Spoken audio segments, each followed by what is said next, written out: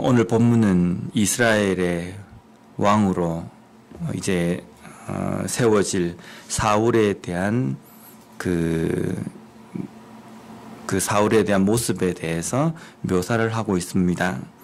1절 말씀을 먼저 보면요.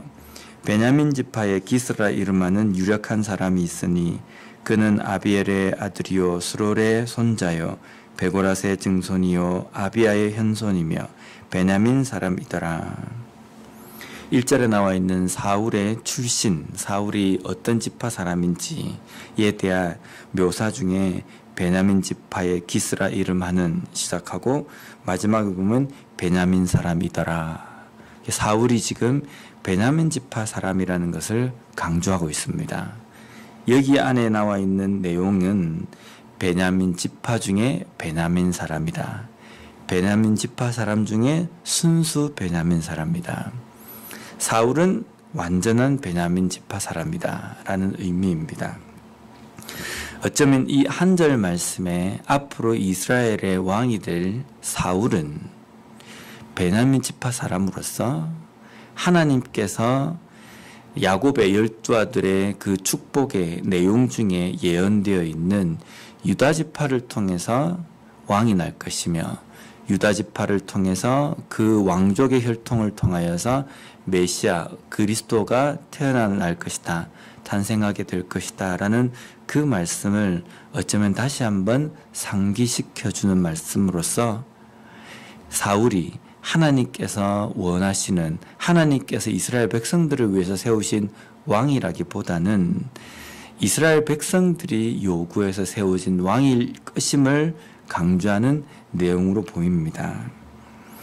왜냐하면 하나님께서 예언한 내용은 나중에 가나안 땅에 들어가서 이스라엘 백성들에게 왕이 필요할 때에 하나님께서 왕을 세워주실 것입니다.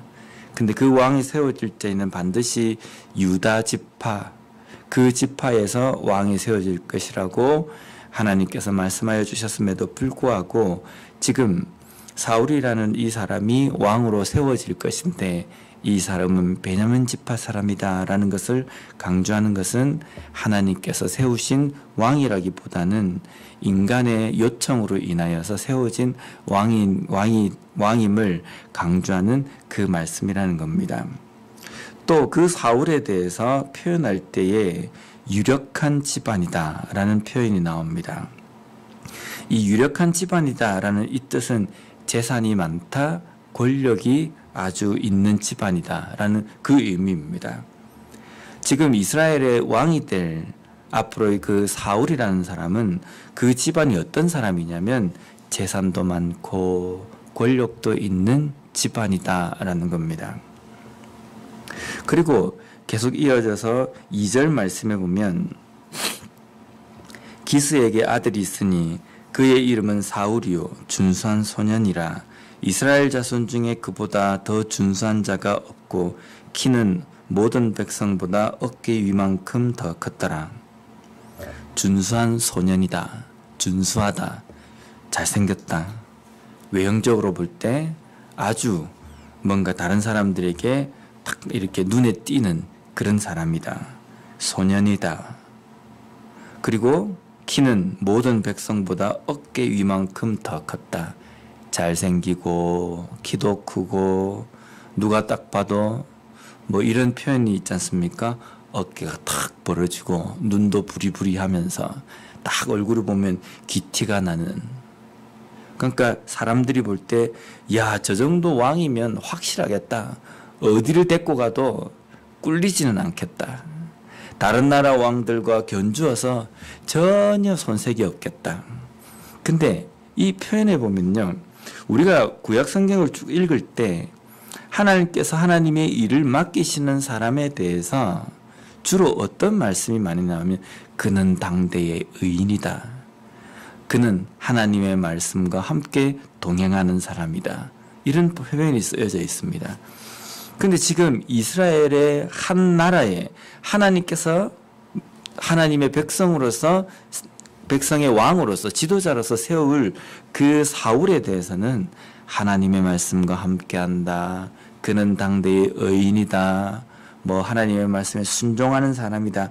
이 말은 어디에도 없습니다. 그냥 단지 외모입니다. 잘생겼다, 키 크다. 키가 얼마나 크냐면 다른 사람보다 머리 하나는 더 있다. 저는 머리가 하나가 덜한데 말입니다. 근데 이러한 표현이 어쩌면 이 사울이라는 왕은 이스라엘 백성들의 눈에 합족한, 이스라엘 백성들의 눈에 볼 때 만족해하는 그런 외형적인 조건을 가진 왕이지, 하나님께서 합하시고 하나님께서 원하시고 하나님께서 기뻐하시는 내면적인 조건에 갖추어진 왕이 아님을 이야기하는 겁니다. 하나님께서 하나님의 백성을 위해서 하나님의 지도자를 세우시고 하나님의 일을 맡기실 때에 사람을 선택하실 때 기준은 뭐냐면요, 사무엘상 16장 7절 말씀을 보면 여호와께서 사무엘에게 이르시되 그의 용모와 키를 보지 말라. 내가 이미 그를 버렸노라. 내가 보는 것은 사람과 같지 아니하니 사람은 외모를 보거니와 나 여호와는 중심을 보느니라 하시더라. 아멘. 이 다윗을 왕으로 세울 때에 사무엘이 그 이세의 아들들을 기름을 부을 때, 이 첫째 아들은 정말 잘생겼구나. 이 사람이 왕입니까? 둘째도 세울 때 보니까 이 사람도 잘생기고 진짜 왕 제목인 것 같다. 그래서 이 사람입니까? 그럴 때 하나님께서 사무엘에게 이 말씀을 하시는 겁니다. 그의 용모와 키를 보지 말라. 나는 이미 그를 버렸노라. 버렸다고 해서 완전 내쳤다는 그 의미가 아니라 왕으로 그를 세우려고 하지 않는다는 겁니다. 사람들은 외모를 보지만 나 여호와는 중심을 본다. 그래서 외모는 전혀 중요하지 않구나. 외형적인 조건, 외모 이런 것들이 아주 좋고 뛰어나면 하나님께서 쓰지 않으신다라는 그 의미가 아닙니다. 외모가 어떻게 갖추어졌느냐, 외형적인 어떤 조건이 있느냐, 그것을 가지고 하나님께서 하나님의 일꾼으로 세울까 말까를 결정하시는 것이 아니라 하나님께서는 중심을 보신다는 겁니다.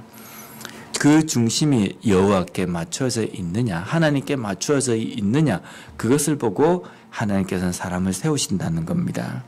그러니까 아무리 용모가 뛰어나지도 못하고 키도 그렇게 크지 않는다 할지라도 중심이 하나님께 맞춰져 있지 않다고 한다면 하나님께서 사용하시지 않는다는 겁니다. 용모가 준수하고 키도 크고 그 다음에 뭐 여러 가지 외형적인 조건에 갖춰져 있는 가운데에 중심까지 하나님께 맞춰져 있다고 한다면 또한 그 사람도 하나님께서 사용하시는 일꾼이 될 수 있다는 겁니다. 오늘 우리의 삶 속에도 보면, 교회에서 일꾼을 세울 때에도 보면 우리는 인간이기 때문에 외형적인 조건을 많이 봅니다.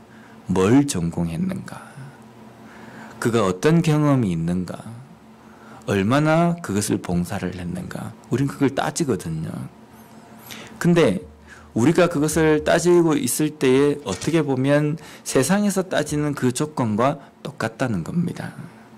그래서 어떻게 보면은 우리가 볼 수는 없지만 될 수 있으면 그 사람이 정말 하나님 앞에서 바로 서 있는가, 하나님의 말씀의 중심으로 삶을 살아가고 있는가, 그것을 보려고 해야 합니다. 때때로 우리의 마음 가운데 그런 생각이 들 때도 있지 않습니까? 나의 이 신실함을 왜 다른 사람들은 몰라주는가? 나는 이렇게 중심이 하나님 앞에 맞춰져 있는데 왜 교회는 나를 몰라주고 나를 일꾼으로 세워주지 않는가? 그렇게 원망할 때가 있습니다. 근데 그 원망할 때 가만히 우리 자신을 돌아봐야 됩니다. 우리 자신을 돌아볼 때 교회가 또 다른 사람이 나에 대해서 이런 대우를 하는가라고 원망하기 전에 혹시 나의 눈은 다른 사람들을 볼 때에 외형적인 것들에 맞춰져 있지 않는가? 저 사람이 정말 저 일의 적임자구나. 왜 그렇게 생각하는가? 정말 그 사람이 거기에 대해서 외형적인 조건이 갖춰져 있기 때문에, 저 사람이 외모가 저렇고 배운 게 저렇기 때문에 저 사람은 안 돼. 왜 안 되는가? 그냥 외형적인 것이 안 되기 때문에 안 된다. 혹시나도 그렇게 생각하고 있지 않는가라는 겁니다. 우리 교회 안에서 일꾼을 세우고 그리고 일을 맡길 때에 우리가 보는 기준은 우리가 하나님처럼 중심을 볼 수는 없습니다. 하지만 외형적인 것으로 인하여서 좌우되지 않고 하나님께 묻고 또 중심이 하나님께 맞추어진 사람이 하나님의 일꾼으로 세워지는 교회가 되었으면 좋겠습니다. 또한 우리 자신도 하나님, 내가 하나님의 일을 하겠습니다 라고 이야기할 때에 외형적인 어떤 조건을 가지고 우리가 그렇게 이야기하는 것이 아니라 내 중심이 오직 하나님께, 하나님의 말씀에 맞춰져 있음으로 인하여서 오늘 하루도 우리가 하나님의 그 일을 맡은 자로서 삶을 살아갈 때에 온전한 하나님 앞에 합당한 그러한 봉사와 또 삶을 드릴 수 있는 우리가 되었으면 좋겠습니다. 기도하겠습니다.